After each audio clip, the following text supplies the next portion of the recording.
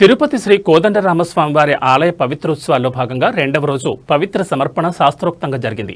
ఇందులో భాగంగా ఉదయం స్వామివారిని సుప్రభాతంతో మేల్కొలిపి తోమాల సేవ, సహస్రనామార్చన నిర్వహించారు. అనంతరం సీతా లక్ష్మణ సమేత శ్రీరాములవారి ఉత్సవాలను యాగశాలకు వేయించేపు చేశారు. అక్కడ విశ్వక్షేణ ఆరాధన, పుణ్యాహవచనం, కుంభారాధన, ముక్త హోమాలు నిర్వహించారు.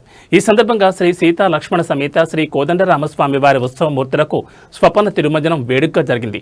ఇందులో ఉత్సవమూర్తులకు పాలు, పెరుగు, తేనె, చందనం, కొబ్బరి నీళ్లతో అభిషేకం చేశారు. అనంతరం సాయంత్రం శ్రీ సీతారామ లక్ష్మణులు బంగారు తిరుచుపై ఆలయ మాడవీధుల్లో విహరించి భక్తులకు దర్శనమిచ్చారు. ఆ తర్వాత యాగశాలలో వైదిక కార్యక్రమాలు చేపట్టారు.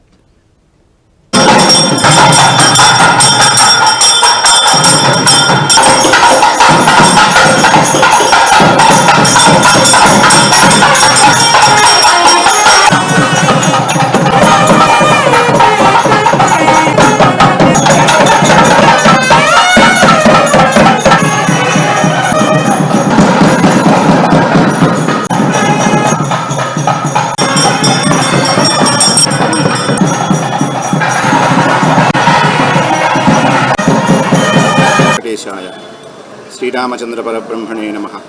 తిరుపతి పట్టణంలో అనాదిగా వేంచేసి ఉన్నటువంటి శ్రీ కోదండరామస్వామి వారి దేవాలయంలో శ్రీ విశ్వావసనామ సంవత్సర ఆషాఢకృష్ణ నవమి ప్రభృతి ఆషాఢకృష్ణ త్రయోదశి పర్యంతం త్రిదినాత్మకముగా స్వామివారి యొక్క వార్షిక పవిత్రోత్సవ కైంకర్యములు అంగరంగ వైభవంగా జరుగుతున్నాయి.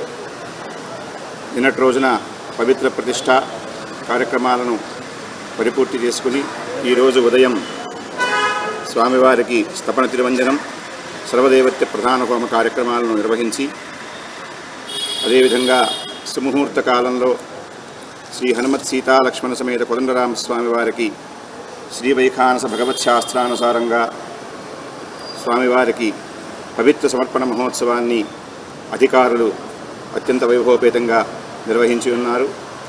ఈ పవిత్రోత్సవం ప్రతి సంవత్సరం వార్షికంగా నిర్వహింపబడుతూ ఉంది.